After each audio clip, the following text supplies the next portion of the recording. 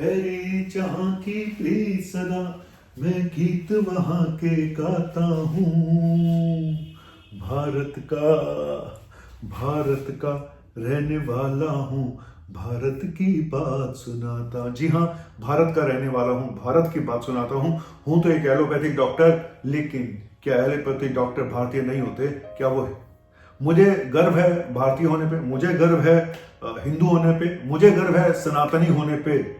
लेकिन इस लड़ाई को आयुर्वेदिक वर्सेस एलोपैथिक मत बनाइएगा। इस लड़ाई को भारतीयता के साथ मत जोड़िएगा। इस लड़ाई को सनातन के साथ मत जोड़िएगा, क्योंकि शुद्ध शुद्ध शुद्ध शुद्ध एक चिकित्सा जगत से जुड़ी हुई बात है, जिसको आप अपनी बातों से लपेट के अपने झूठ को सच में नहीं बदल सकते। आज एक छोटा सा चैलेंज करने जा रहा हूं बाबा रामदेव को। अगर हिम्मत है, अगर ये सच्चे हैं तो बताएं, और मैं अपने खर्चे में जहां ही बुलाएंगे मैं वहां जाने को तैयार हूं। खाना घर से लेके जाऊंगा। लेकिन चलिए, बस यूं गया मैं हरिद्वार और यूं आया।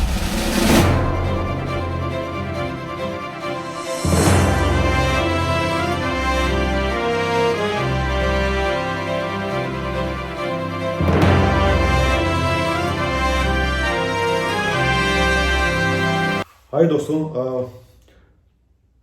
हूँ तो डॉक्टर, एक allopathic doctor, MBBS MD medicine. और इस टॉपिक पे ज़्यादा बोलना नहीं चाहता था, ना ही बोलना चाहता हूँ। लेकिन जिस तरह से बदनाम किया जाता है हम लोगों को, एलोपैथिक डॉक्टर्स को, हम जान भी बचाते हैं, गालियाँ भी खाते हैं, सब कुछ करते हैं, तभी मैं बोलता हूँ कि मुझे अगले जन्म डॉक्टर मत बनाना, और अगर बनाओगे तो मुझे यहाँ मत बनाना, इस देश में मत बनाना। क्योंकि हम लोग माइनॉरिटी में आ चुके हैं डॉक्टर्स। ठीक है, कुछ लोग गलत करते हैं। क्या एलोपैथिक में ही गलत होता है? क्या आयुर्वेदिक में कोई गलत नहीं करता है? क्या वहां पे कोई फ्रॉड नहीं होता है? क्या वहां पे फेक डॉक्टर नहीं है? क्या वहां पे लूटा नहीं जाता है? सब जगह पे है। कोई भी फील्ड लगा लो, कोई भी पद्धति लगा लो, सारी पद्धति अच्छी हैं, और सब जगह फेक लोग भी बैठे हुए हैं जिन्होंने धंधा बना लिया है, चाहे वो कॉर्पोरेट हॉस्पिटल्स हो या फिर कॉर्पोरेट आयुर्वेदिक सेंटर्स हो, कोई भी हो। लेकिन अंधभक्त नहीं बनना है।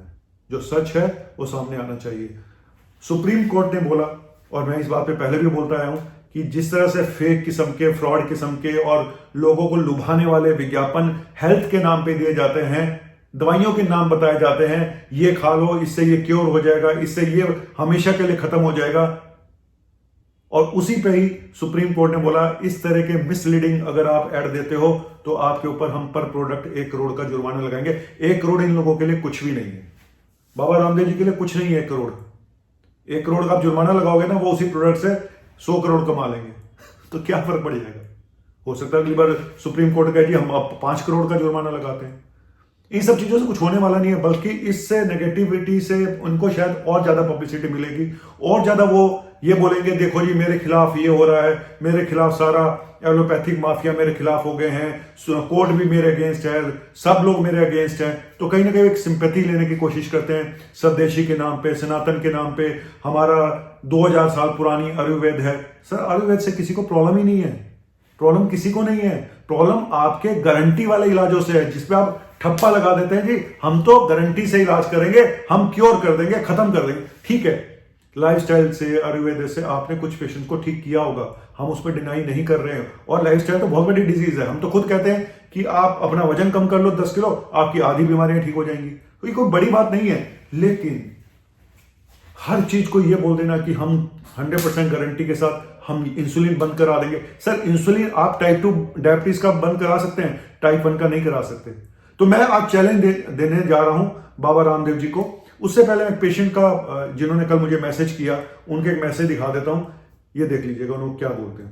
वो बोलते हैं कि मुझे हार्ट की ब्लॉकेज थी, मैंने इनको संपर्क किया, मुझे बोला गया 3 महीने दवाई खाओ तो आप ठीक हो जाओगे। मैंने 4 महीने खाई। लिख रहे हैं मेरे मुंह से खून आना शुरू हो गया, मैं फिर बंद कर दी, और उसके बाद मेरी हालत और बिगड़ गई। अब मेरा गंगाराम से इलाज चल रहा है, मेरी बाईपास सर्जरी है।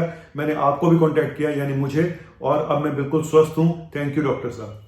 ये वो लिख रहे हैं यार। ऐसे ना जाने सैकड़ों लोगों के मेरे पास मैसेजेस आते हैं। चलिए कोई बात नहीं, एक आधे मैंने वैसे ही दिखा दिया है, तो ऐसे तो हजारों हैं। कुल मिला के बाबा जी कहते हैं कि हम परेड कराएंगे अपने मरीजों की। सर, आप परेड कराओगे उन मरीजों की जो आपने ठीक किए, जो आप नहीं ठीक कर पाए, जो आपके इलाज से और बर्बाद हुए, उनकी परेड कौन कराएगा? उनकी परेड हम कराएंगे, ऑनलाइन परेड कराएंगे। इसी तरह से दिखाऊंगा मैं, अगर आप इस तरह से आते हो तो। मैं बहुत छोटा सा इंसान हूं सर। आप कहते हो आपके खिलाफ इतनी कंपनियां, इतनी पैसे वाली। सर क्या बात कर रहे हो सर? आपकी इच्छा के बगैर तो परिंदा पर नहीं मार सकता आपके इलाके में। आपकी इच्छा के बिना तो लोगों को टिकट तक नहीं मिलता है। आप तो इतने बड़े इंसान, शेयर मार्केट आपके नाम से चलती है सर। और आप कहते हैं आपके पीछे लोग पड़े हुए। किसकी हिम्मत है जो आपके पीछे पड़ जाए? छोटा सा एक सुप्रीम कोर्ट ने यही बोला कि आप दूसरों की बुराइयां मत करिए, आप अपना काम कीजिए, उनको अपना काम करने दीजिएगा, खत्म। और ये झूठे जो गारंटी शुदा इलाज वाले आप जो डालते हो अपने ऐड, ये मिसलीडिंग ऐड देना बंद करिए। इतना ही बोला सुप्रीम कोर्ट ने। हालांकि उन्होंने सुप्रीम कोर्ट को भी चैलेंज कर दिया जी, हम तो लेके आएंगे, वहां पे परेड करेंगे। मैं एक छोटा सा चैलेंज कर रहा हूं आज बाबा रामदेव जी को या उनकी टीम को या बालकृष्ण जी को। आप लोग बहुत स्ट्रांग हैं, बहुत ही प्रभावशाली व्यक्ति हैं, सरकारें आपके बिना नहीं चल सकती हैं, लेकिन एक छोटा सा डॉक्टर आज आपको एक चैलेंज कर रहा है। मुझे एक पेशेंट टाइप 1 डायबिटीज का जो बच्चा हो, जिसकी इंसुलिन चल रही हो कई सालों से, आपने उसको ठीक कर दिया हो, मुझे दिखा दो। नंबर एक किडनी फेलियर का पेशेंट, सीकेडी का पेशेंट, क्रॉनिक किडनी डिजीज का पेशेंट, जिसकी 5-7 साल से डायलिसिस चल रही हो, डॉक्टर ने बोल दिया हो कि डायलिसिस जिंदगी भर चलेगी, और आपने डायलिसिस भी बंद करा दी और उसका यूरिया क्रिएटिनिन नॉर्मल हो गया हो बिल्कुल। एक पेशेंट दिखा दीजिएगा।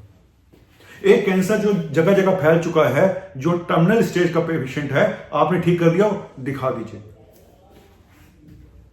एक पेशेंट कह रहा हूं मैं, एक पेशेंट। आप एक पेशेंट दिखाएंगे ना, मैं अपनी प्रैक्टिस छोड़ के आपके साथ आपके आश्रम में बैठने को तैयार हूं, आपके हरिद्वार में आने को तैयार हूं, और आपके साथ कंधे से कंधा मिला के चलने के लिए तैयार हूं। यही चैलेंज मैंने हिम्स वालों को दिया था। वो तो खैर वैसे ही फेक लोग हैं, उनके लिए तो मैं क्या ही बोलूं। लेकिन मैं आज आपको बोलने जा रहा हूं, रामदेव जी, बजाय इसके कि आप सनातन को बीच में लेके आए, बजाय इसके कि आप हिंदुओं को बीच में लेके आए, बजाय इसके कि आप नेशनलिटी की बात करें, सर काम की मुद्दे की बात करो।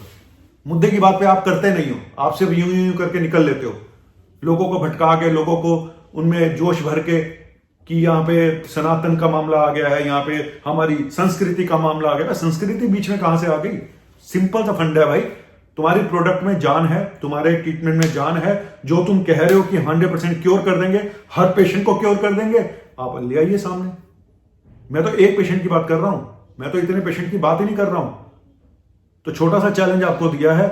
डॉक्टर नवनीत कालरा मेरा नाम है, डरता मैं किसी के बाप से नहीं हूं, ठीक है। और इज्जत मैं सबकी करता हूं, आपकी भी करता हूं, क्योंकि आपने योगा में जो चमत्कार करे हैं, योग से जो आपने लोगों की जिंदगियां सुधारी हैं, उसके लिए मैं आपको नमन करता हूं और चरण स्पर्श करता हूं और बहुत इज्जत करता हूं। योगा मैं सबसे बोलूंगा, योगा बहुत ही जिंदगी का एक बहुत ही महत्वपूर्ण अंग है हेल्थ के लिए, और पूरे विश्व में विश्व गुरु बने हम, योगा गुरु बने हम लोग। और हमारे सरकार ने योगा दिवस भी इसके ऊपर शुरू किया है। तो आपके जो आपने काम किए उसको भुलाया नहीं जा सकता, लेकिन मुझे ऐसा लगता है कि कहीं ना कहीं एक अहम अब नजर आता है, एक गरूर नजर आता है, एक बिजनेसमैन नजर आता है उन बाबा में से जो सुबह सुबह योगा सिखाता था। योगा आप अभी भी सिखाते हैं, मुझे मालूम है, लेकिन प्लीज इस अहम को थोड़ा कम कीजिए, इस गरूर को थोड़ा कम कीजिए, दूसरों पे लांछन लगाने थोड़ा कम कीजिए। आप अपना काम कीजिए, हमें अपना काम करने दीजिएगा। पेशेंट को पूरी छूट है, वो कहीं भी जाए, वो आपके पास जाए या हमारे पास जाए, खत्म। लेकिन ये कह देना 100% मरीजों का हम इंसुलिन बंद करा देंगे, सर ऐसा नहीं होता। सबका हम भी गारंटी नहीं देते किसी को कि हम तुझे 100% ठीक कर देंगे। हमें अपनी लिमिटेशंस पता होती हैं, इसीलिए हम कभी टीवी में, पेपरों में ऐड नहीं देते।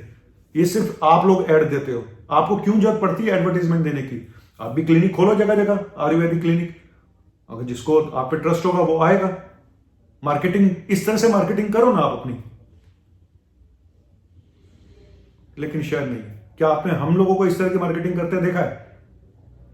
क्या मैंने कभी लिखा कि ये दवाई 100% है, आपको क्योर कर देगी, आप मेरे पास आओ, मैं क्योर कर दूंगा, हमारी एलोपैथिक दवाइयां क्योर कर देंगी? ठीक है, हमारे यहाँ क्योर कुछ होता ही नहीं, हम तो ये बोलते हैं।